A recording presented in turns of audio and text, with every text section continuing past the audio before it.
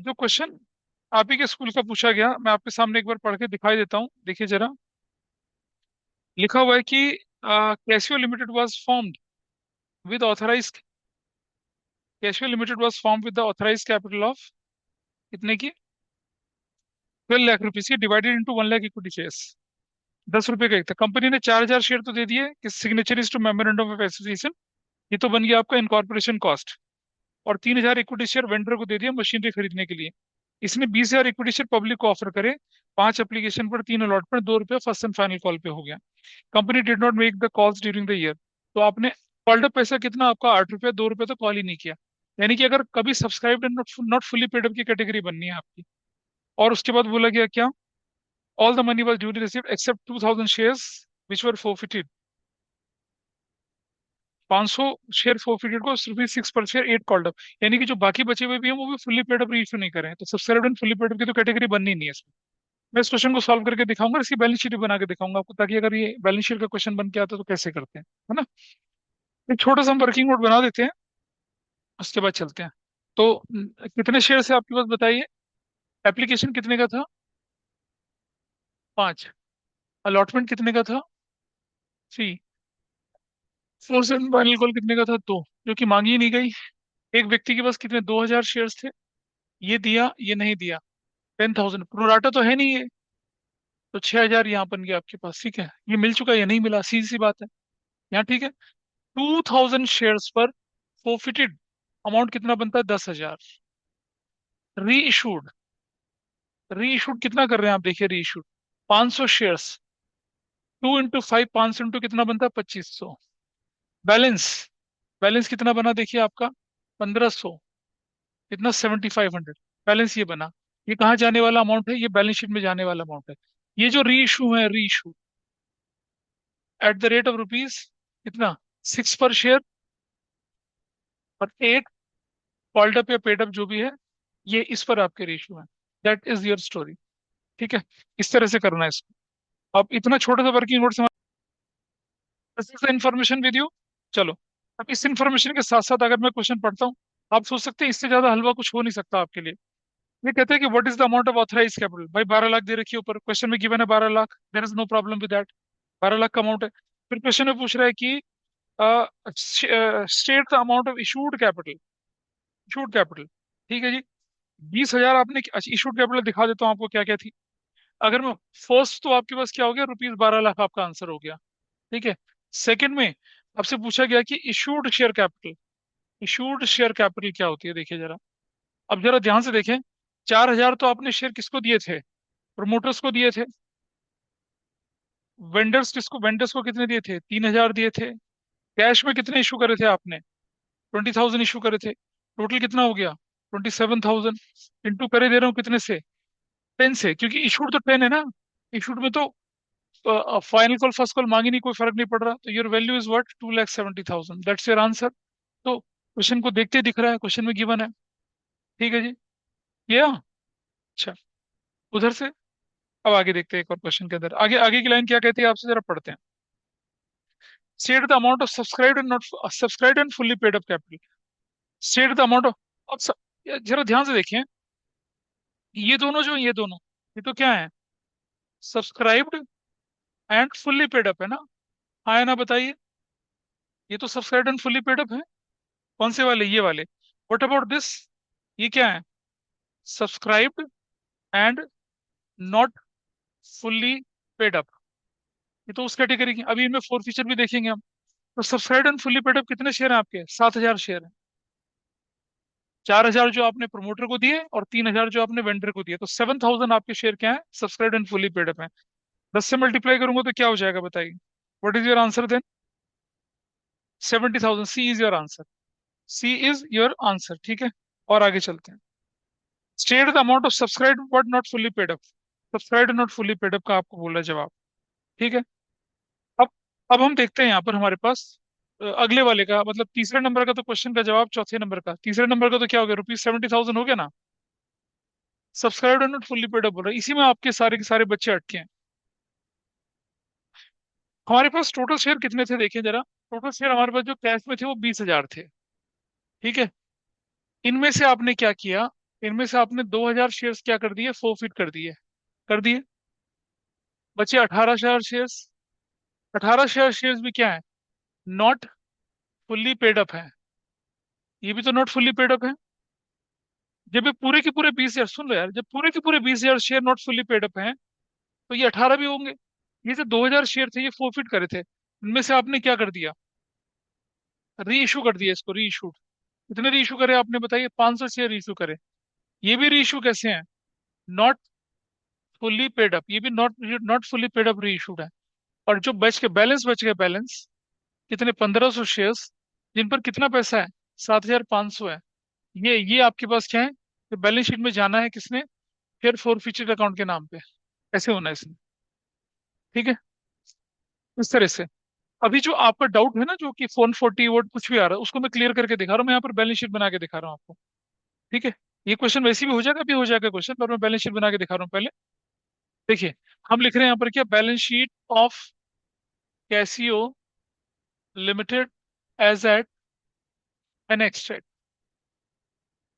मैं आपको सिर्फ इसमें शेयर होल्डर फंड तक बना के दिखा रहा हूँ, क्योंकि वो वेंडर वेंडर बनाने की जरूरत नहीं, शेयर होल्डर फंड तक बना के दिखा रहा हूँ, ठीक है, जो कि रिलेवेंट चीज बनती है आपकी। This is current year, rupees, note number, ठीक है जी।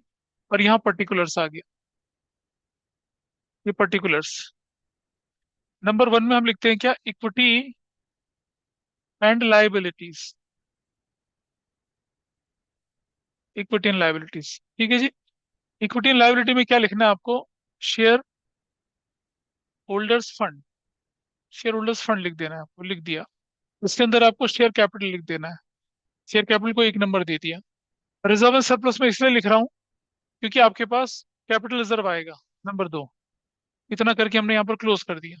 ठीक है जी, चलिए। अब मैं नोट्स टू अकाउंट्स चला आया। नोट्स टू अकाउंट्स में हम लोग करंट ईयर रुपीज लेके चल रहे हैं, पर्टिकुलर्स लेके चल रहे हैं।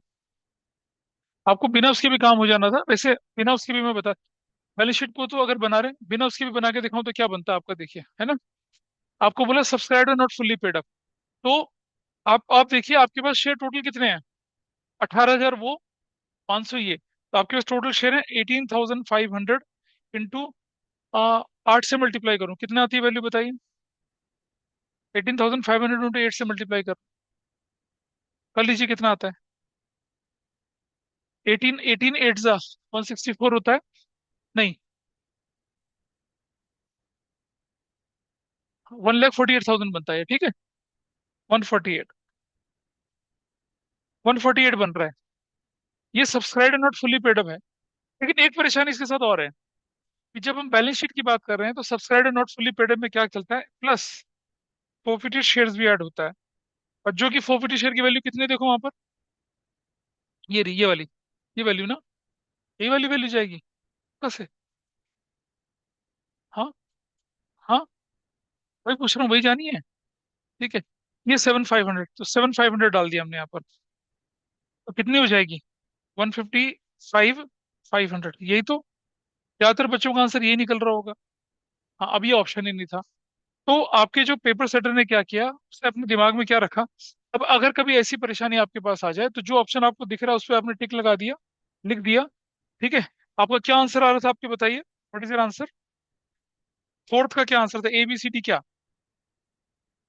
आप लिखते बी, रुपीज 148 लिख लेते, और ब्रैकेट में कर देते आप क्या, however in balance sheet subscribed and not fully, subscribed and not fully paid up amount,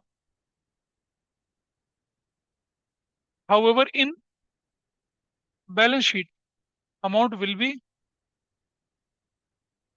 rupees 1,55,500। ऐसे हम पता क्या कर रहे हैं, यूटी, हमारा जैसे मैंने अपने छोटे स्कूल में क्या करा, यूटी भी बनाए, और यूटी भी बना के चले, सब कुछ बना के चले। हमने क्या करा पता है, जानबूझ के हर पार्ट में एक एक क्वेश्चन गलत दिया है, MCQs में। हाँ, डिलिबरेटली वे गिवन रॉन्ग। बेटा तो नहीं ना कोई, हाँ नहीं बेटा, हाँ। डेलिबरेटली जानबूझ के हम लोगों ने क्या करा, एक ही क्वेश्चन गलत दिया।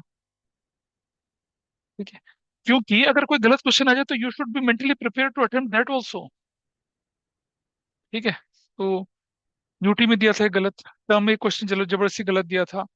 एमसीक्यूज में करा है, बड़े क्वेश्चन में नहीं करते उससे बच्चे, बड़े क्वेश्चन में गलती ब्लंडर होती है वैसे तो अब जैसे इस बार वाले में क्या किया कि पार्टनरशिप में गलत करा और एक एनालिसिस ऑफ फाइनेंशियल स्टेटमेंट में गलत करा है। और गलत के चक्कर में क्या होता है, बच्चा उलझता है।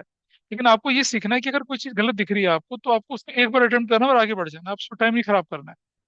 और हमारे बच्चे तो कहना मानते नहीं किसी का। तो मैं दिखाऊंगा आपको वो भी कि कहाँ गलती करी थी।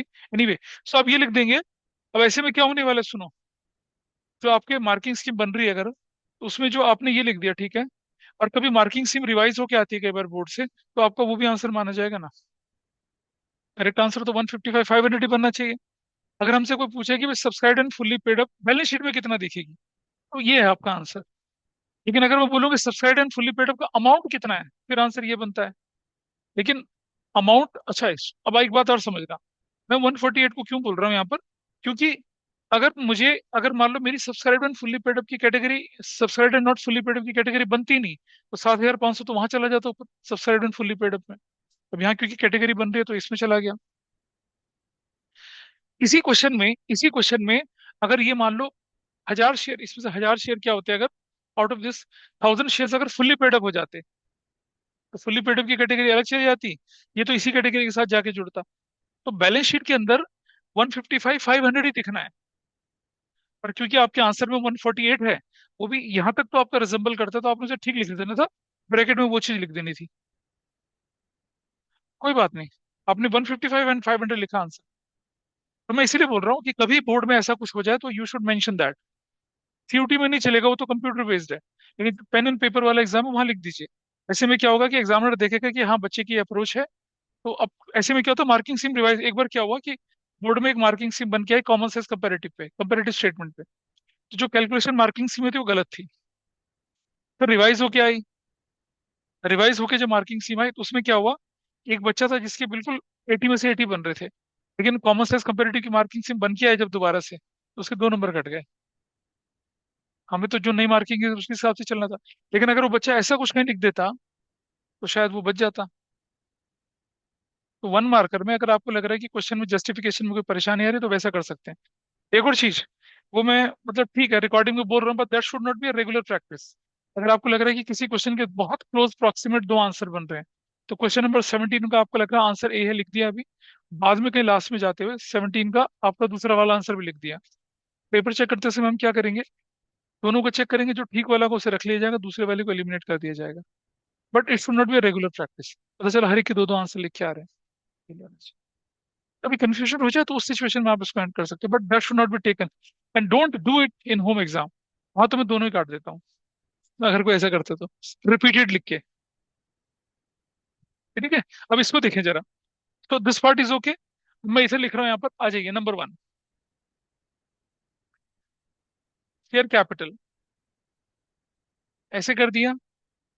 Authorised, authorised share capital, authorise share capital बताइए कितनी आ रही है, बोलिए। कितने थे वो, 1 लाख, 1,20,000 इक्विटी शेयर्स, ऐसे नहीं लिखना है, लिखना है equity shares at the rate of rupees 10 each. लिख के कितना लिख दिया, 12 लाख लिख दिया, डबल लाइन से क्लोज कर दिया। ऑथराइज के बाद issued share capital, issued share capital में कितने जाएंगे आपके पास देखिए, 4,320,27,000 equity shares at the rate of rupees 10 each. कितना बन जाएगा, 2,70,000। डन। अब सुनिए, subscribed and subscribed and not fully paid up, ध्यान से देखेंगे। हाँ वो भी होगा, subscribed and fully paid up भी होगा, दोनों category, subscribed and fully paid up भी बनेगा। बिल्कुल ठीक है, फुल्ली पेड अप। ये कितना बनेगा देखिए, 7,000 equity shares at the rate of rupees 10 each, that will be 70,000। और अगली कैटेगरी बनेगी क्या? Subscribed and not fully paid up. कितने बनेंगे बताइए subscribe not fully paid up में? ये रे, 18 और 18,000 और प्लस 15, 18,000। आप देखो लिखते कैसे हैं, 18 5,000 equity shares at the rate of rupees 10 each, comma 8 paid up, 8 paid up. 80,500 को मैं 5 से मल्टीप्लाई करूंगा, 148,000 आ जाता है, प्लस फोर्फिटेड शेयर्स का कितना पैसा, 7,500। तो मेरा टोटल आ गया 150, कितना है ये, 55,500। टोटल कर लिया, 0, 0, 5, 5, 12, 225,500, 2,25,500। That is my answer for this share capital वाला पार्ट। ठीक है। अब हमारे पास बचता है क्या? अगला number 2। Number 2, reserves and surplus. यहां हम लिखते हैं कैपिटल रिजर्व। कैपिटल रिजर्व, जरा ध्यान से देखिए। मेरे ये वाले शेयर जो 500 शेयर है, ये वाले शेयर है ना, 500 शेयर। चाहो तो एंट्री करके बताएं, चाहे बिना एंट्री करके बताएं। मैं बिना एंट्री करके बता रहा हूँ, देखो आप कैसे। आप लिखें इक्विटी शेयर कैपिटल के नाम पे, यू विल राइट 500 × 8, कितना हो जाएगा आपका, 4,000। बैंक बोल के कितना होगा आपका, 500 × 6 ना, कितना होगा, 3,000। Everybody okay? हाँ, बोलो तो। 6 रुपये पर शेयर ना। और हाँ, अब मुझे बताइए, ये 1,000 क्या हो गया आपके पास, 1,000 ये है डिस्काउंट ऑन री इशू, जो कि किससे पूरा करेंगे आप, शेयर फोर फीचर अकाउंट से पूरा करेंगे 1,000। शेयर फोर फीचर में पैसा कितना था, 2,500। उसमें से कितना यूज हो गया, 1,000। तो कैपिटल रिजर्व में कितना जाएगा? कैपिटल रिजर्व में आप लिखेंगे 2,500 माइनस 1,000, कैपिटल रिजर्व में जाएगा 1,500। सो यहाँ मैं लिखूंगा क्या, 1,500। विल राइट वो 1,500। 0, 0, 0, 5 और 6 और एक 7, 227। ये आपका शेयर होल्डर फंड बन गया, खत्म। है ना? अब इसमें अगर इनकॉर्पोरेशन कॉस्ट आती तो फिर मुझे स्टेटमेंट ऑफ प्रॉफिट लॉस से राइट ऑफ करके दिखानी पड़ती है, और बहुत सारी, दो that is not in your syllabus की इनकॉर्पोरेशन कॉस्ट को राइट ऑफ करके दिखाएं। तो अब इस क्वेश्चन के कितने, 4 पार्ट आपके पास हो गए थे ना? जरा देखें कि अब ये 5वां पार्ट और 6वां पार्ट आपसे क्या कह रहा है, देखें जरा। Fifth part, forfeited shares account, balance in forfeited shares account after reissue of shares. Balance in forfeited shares account after reissue of shares, ये बच रहा है बैलेंस 7,500। दिख गया? ये तो है। और आगे क्या लिखा है, share capital to be shown in the balance sheet of the company, कितना दिख रही है, कहाँ है क्वेश्चन में? और ऊपर 225,500। That is the answer. अब अगर बैलेंस शीट दिख रही है 225,500, तो उसमें तो 155,500 जुड़ा हुआ है ना, इसका मतलब जिसका आंसर क्या लेके चले हैं, वो 148 लेके चले हैं। है ना? तो ये भी हो सकता है कि आपके टीचर ने जानबूझकर इसे ऐसा करके दिया हो ताकि आपको कंफ्यूजन आए। बट उसका सही तरीका बनता है कि आप ब्रैकेट में ये लिखें, ऐसा करके करना चाहिए। This is the right ideal strategy, यही होती है कि आपको पता था कि सही आंसर क्या है, तो फिर आपने लिखा क्यों नहीं आगे। You should write this correct answer. ठीक है, दिस इज फाइन। इस क्वेश्चन में कुछ भी नहीं था, सिर्फ इसी का कंफ्यूजन था।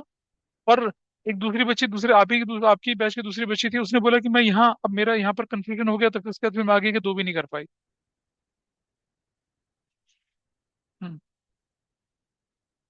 भाई अगर आप अपनी कैलकुलेशन के हिसाब से चलते तो लास्ट वाला गलत क्यों होता, बता।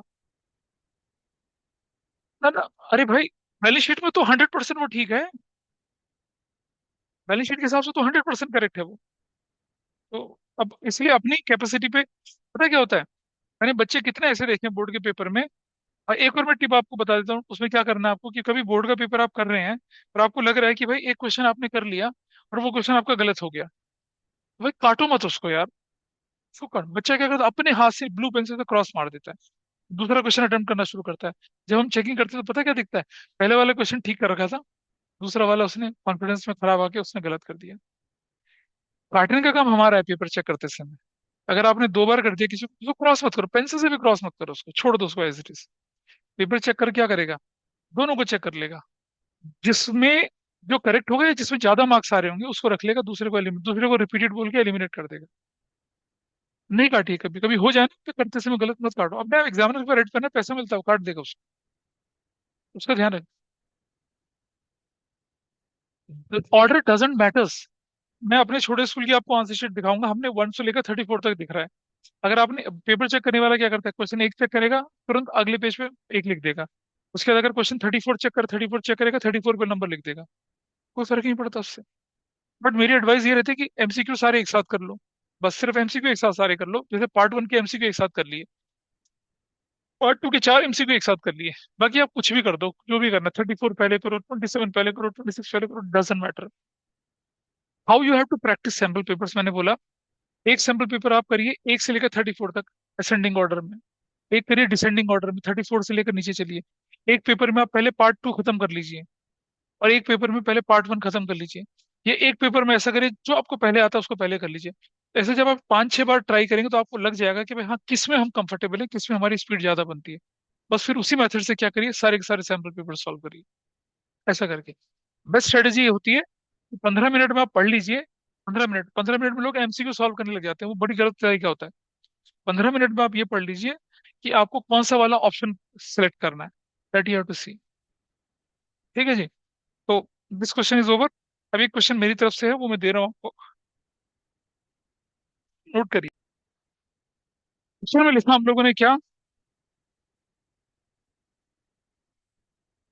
सम shares of X limited were forfeited. ठीक है, were forfeited for the non payment, non payment of, non payment of final call of rupees 2 per share, ऐसे कर दिया। ठीक है, these shares were issued, these shares were issued at the rate of rupees 10 per share।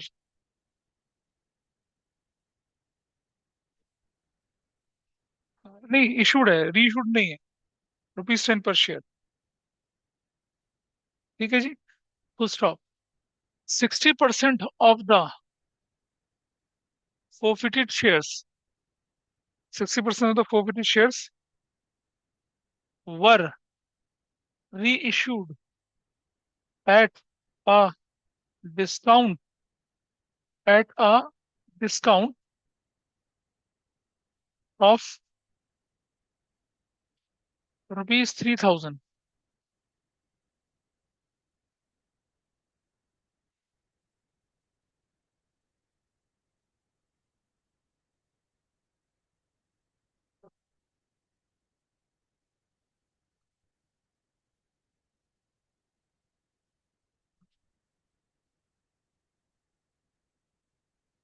At a discount of 3,000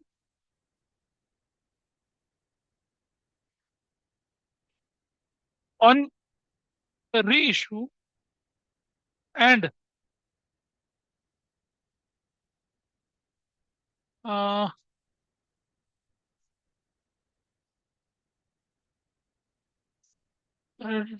reissued at a discount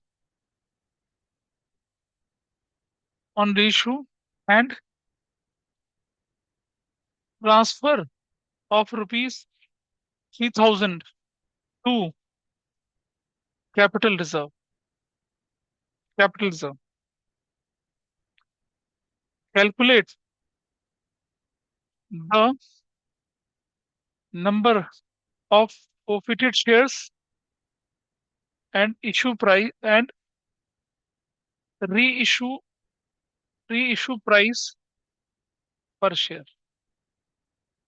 मतलब कुल मिलाकर question में क्या लिखा हम लोगों ने, कि कुछ शेयर फोरफिट हुए थे एक्स लिमिटेड के, जिनमें 2 रुपए की फाइनल कॉल आपने नहीं करी थी। ये शेयर आपने 10 रुपए पर शेयर के हिसाब से इशू करे थे। 60% of the forfeited share were reissued at a discount of 3 on reissue discount and transfer of rupees 3,000 to capital reserve.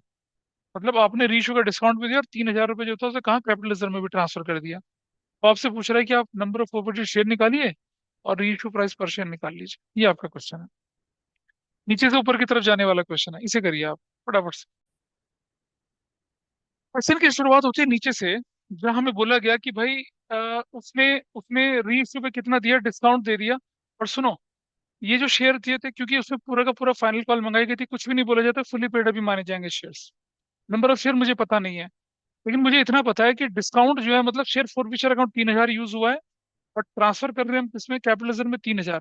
तो टोटल इन शेयर्स, ये भी जो भी शेयर थे, इस पर 6,000 रुपए का क्या था, फॉरफिटेड शेयर अमाउंट था। 6,000। अब आप देखें जरा, ये मेरा 10 रुपए का शेयर था, ठीक है। ये मेरा रिसीव्ड था, रिसीव कितना, 8 रुपया। और ये मेरा क्या था, नॉट रिसीव्ड था, यानी नहीं मिला था, कितना, 2 रुपया। करेक्ट। अब शेयर फोरफिटेड शेयर्स अकाउंट जो है हमारे पास, जितने भी हमारे पास फोरफिटेड शेयर्स, तो मेरे पास कितना है, 3,000 जो डिस्काउंट दिया और 3,000 जो कैपिटलिज्म ने दिया, कितना कुल मिला के 6,000 है। 6,000 ही तो है हमारे पास, हाँ या ना। शेयर फोरफिटेड अमाउंट 6,000 रुपए का। और ना ऑब्वियसली बात है, ये जो है, ये वाला पैसा, ये 8, 8, ये से डिवाइड होना चाहिए, नहीं होना चाहिए, अगर मुझे नंबर ऑफ शेयर्स निकालने हैं तो। हमने क्या करा, अभी हम क्या निकाल रहे हैं, अभी हम आपके सामने क्या निकाल रहे हैं कि भाई कितने शेयर फॉरफीचर के बाद री इशू हुए हैं। अच्छा चलो छोड़ो, वो भी छोड़ो, एक बात और देख लेते हैं कि हमारे पास जो पैसा रिसीव हुआ, रिसीव रिसीव पैसा कितना, मेरे पास 8,000 रुपये है। 8 रुपए के हिसाब से, तो मान लो मुझे कुछ भी, मुझे नहीं पता, मान लो मेरे एक्स नंबर ऑफ शेयर्स थे, मेरा पैसा कितना मिला मुझे, मुझे 8x मिला, कितना नहीं मिला मुझे, 2x नहीं मिला। ये तो बात हुई ना, करेक्ट। और उस 8x में से भी कुछ शेयर मेरे री इशू हो रहे हैं, कुछ शेयर तो री इशू हो रहे हैं ना। हमने बोला ना कि सम शेयर्स आर एक्समिटेड पर forfeited, the shares were reissued, the shares were reissued at rupees 10। हाँ, सारे के सारे शेयर रीइशू हो रहे हैं, 60 पर शेयर फुली पेड। अब आप मुझे बताइए कि आठ, छोड़ दीजिए एक्स को, छोड़ दीजिए टू को, छोड़ दीजिए इस किनारे वाले को, सीधी सी बात है, ये जो अमाउंट है, ये जो अमाउंट है, ये किसी ना किसी, मान लिया ये अमाउंट जो है किसी से मल्टीप्लाई करूंगा तभी तो 6,000 आएगा। मान लिया वो नंबर था 8, 8 से मल्टीप्लाई करो तो मेरे पास वैल्यू कितनी आ रही है, 6,000 आ रही है। व्हाट इज एक्स, 6,000 अपॉन में कितना कर रहा हूँ, 8, तो क्या कर रहे हैं बताओ, कितना निकल रहा है आंसर, कितना आ रहा है, 750 आ रहा है। ठीक है, 750, नहीं, 750 नहीं था, रुक जाओ, लेट मी चेक।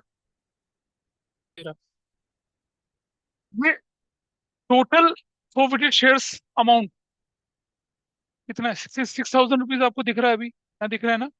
लेकिन ये जो अमाउंट है, ये तो पता है कितने शेयर का, 60% शेयर्स का है। Is that clear. तो 60% के लिए जो अमाउंट है वो कितना है, 6,000 है। एक के लिए कितना हो जाएगा बताइए जरा, अगर ये बोलूँ तो 60% कितना, 60% 6,000 के लिए है, ठीक है। मान लिया जाए, तो हमें नंबर ऑफ शेयर्स देखने के लिए तो कितना बनेगा, देखिए, अगर मैं इसे करूँ यहाँ पर तो क्या, 6,000 अपॉन में 60 इंटू 100 करूंगा तो कितना आ जाएगा बताइए। हाँ, 10,000। यानी कि यानी टोटल प्रॉफिट, ये तो क्या है, रीइश्यूड शेयर है तो 60% है ना। 60,000 की 10,000 क्या चीज निकल कर आपके पास आई है, रीइश्यूड शेयर्स हैं, 60% जो रिप्रेजेंट कर रहे हैं किसी चीज का, या 100% टोटल, टोटल रिप्रेजेंट कर रहे हैं ना। Is it clear. तो जो ये 10,000 आए हैं, ये क्या हमारे पास आए हैं, टोटल शेयर क्या हो गया, प्रॉफिट होके आया हमारे पास, ठीक है। ऐसे तो करके आया। अब हमने क्या क्वेश्चन में क्या दे रखा है हमारे पास, क्वेश्चन के अंदर, आ, नहीं, रुक जा, पहले रुको बेटा, तुम एक चीज गड़बड़ कर रहे हो, टोटल शेयर प्रॉफिटेड नहीं है ये, रुक जाओ, सुनो। हमारा जो अमाउंट है, फोर 60% के लिए फोरफिटेड अमाउंट जो है वो कितना है, 10,000 है। 100% के लिए, 100% के लिए फोरफिटेड अमाउंट कितना होगा, 10,000 होगा ना। अरे मतलब सारे शेयर का फोरफिटेड अमाउंट कितना होगा, 10,000।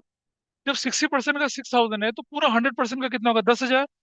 और ये 10,000 अमाउंट जो है वो क्या होगा, मैंने मान लिया लेट फोरफिटेड शेयर्स बराबर है, मैंने बोल दिया वाई है। तो वाई को जब मैं 8 से मल्टीप्लाई करूंगा तो किसके बराबर है ये, 10,000 के बराबर है ना। तो जो नंबर ऑफ फोरफिटेड शेयर कितने हो गए, 10,000 डिवाइडेड बाई 8, तो कितना बन गया, 1,250। तो हमारे टोटल शेयर फोरफिट कितने हुए, 1,250 शेयर हुए। अब आप देखिए, 1250 शेयर फोरफिट हुए थे हमारे, उस पर हमारा कितना अमाउंट था, 10,000 था forfeited shares. Is that okay? री इशू कितने करे हमने इसके? 60% करे, जो कि कितना है? हाँ, 750 है 60%। उस पर अमाउंट कितना जाएगा? 6,000। 6,000। इसमें से यूज कितना हो गया, यूज कितना यूज हो गया? 3,000। तो बैलेंस कैपिटल रिजर्व में कितना जाएगा? 3,000 जाएगा ना? तो कैसे करेंगे इसको, देखिए जरा आप यहाँ पर। What what you have to do here. आप लिखेंगे, बैंक डेबिट कर दिया, अभी मैंने छोड़ दिया। Equity share for future debit कर दिया मैंने। और to, equity share capital, equity share capital कर दिया। तो 1250 और फुल्ली पेड अप है, तो 10 से मल्टीप्लाई होगा तो कितना बनेगा? 12,500। फोर्फिटेड शेयर्स में कितना इसलिए? हाँ, री इशू 750 से, सॉरी। 750 इंटू 10 करेंगे तो कितना होगा, 7,500। और 3,000 हम यहाँ यूज कर रहे हैं, तो कितना हो गया, 4,500। अब आप सुनिए, इशू प्राइस, री issue price, not issue price, री इशू प्राइस, री इशू प्राइस पर शेयर क्या बनेगा बताइए? 4,500 डिवाइडेड बाई कितने से करें हम लोग? 750 से करें तो कितना, कितना हो जाएगा? 6 rupees per share. That's your answer. तो हमें नीचे से ऊपर की तरफ चलना पड़ा। मतलब मैं एक बार दोबारा बोल देता हूँ उसको, क्या किया हमने। हम ये जान रहे हैं कि कितने शेयर हमने री इशू करे हैं, उन पर फोरफिटेड शेयर का अमाउंट 3 + 3 6,000 रुपया। और ये जो 6,000 है, ये टोटल फोरफिटेड शेयर का 60% ही तो होगा। तो अगर 60% अमाउंट 6,000 तो 100% अमाउंट 10,000 हो गया। यानी कि जो हमने ये 8 रुपये पर शेयर लिया है, इसकी वैल्यू कितनी है? 10,000 है।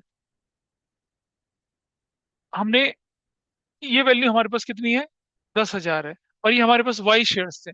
वाई इंटू वाई जो है ना, वाई, वाई को जब मैं 8 से मल्टीप्लाई करूंगा तो ही तो मेरे पास कितना आएगा, 10 आएगा ना। Number of share forfeited into amount received. तो number of share into amount received कितना था, 10,000 था, तो अमाउंट कितना आ गया, नंबर ऑफ शेयर कितने आ गए आपके पास? 1,250 आ गए। 1,250 शेयर्स आपके पास आ चुके हैं। 750 आपने फिर क्या करें, री इशू करें। और फिर उसके हिसाब से आपने कहानी आगे बढ़ाई, तो नंबर ऑफ फोरफिटेड शेयर्स भी निकला। और ठीक है, किसका सबसे क्लोज था answer? You got the complete answer, you got the complete answer both. Sorry. ठीक है, कोई बात नहीं। तो this is how it goes. तो नीचे से ऊपर की तरफ भी चलते हैं। और एक मैंने इससे पिछले से पिछली क्लास में करवाया था ना, जिसमें हमें 10/9 x करके ऐसे करके निकालना पड़ा था। उसको भी ध्यान से रखना है, क्योंकि अगर पेपर कंपार्टमेंट से मुश्किल हुआ आप लोगों का, तो उस तरह की परेशानियां आपको झेलने को मिल सकती हैं। मैंने every possible possibilities, case based question को कैसे करना, बैलेंस शीट को कैसे करना, वो सारी चीजें बताई हैं। ठीक है, और भी अगर किसी को कुछ रहता तो मेरे से अलग अलग करके पूछे। अगली क्लास से मैं इसका डिबेंचर का रिवीजन लेके चलूंगा। ठीक है, डिबेंचर को खत्म करेंगे पहले, फिर हम लेके चलेंगे रेजोल्यूशन को, और फिर पार्टनरशिप का पार्ट शुरू करेंगे। मीन वाइल, कोई कैश फ्लो पढ़ना चाहे, किसी को रेशियो पढ़नी है, कुछ भी पढ़नी है, मैं तो बोल रहा हूँ, मतलब पुकार रहा हूँ कि आओ करो। ठीक है, क्योंकि उसके बाद क्या होने वाला है पता है? बाद में फिर जब बोर्ड के प्रैक्टिकल शुरू हो जाते हैं, तब हमें जाना पड़ता है, लेट हो जाते हैं, आना पड़ता है, लेट हो जाते हैं, क्लासेस का जनवरी में दिक्कतें होनी शुरू हो जाती हैं। मैं चाह रहा हूँ कि ढंग से एक बार रिवाइज कर लें चीज़ों को। और अब क्योंकि आपके एग्जाम खत्म हो चुके हैं, तो एक फुल लेंथ का टेस्ट ले लेते हैं। एक फुल लेंथ का टेस्ट आसान वाला दूंगा, पहला वाला। एक आसान दूंगा, एक मुश्किल, फिर एक आसान, एक मुश्किल, ऐसे करके दूंगा। ठीक है, करेक्ट। आज का दिन है वेंसडे, थर्सडे को एक टेस्ट है, ठीक है, थर्सडे को ले लेते हैं। हाँ,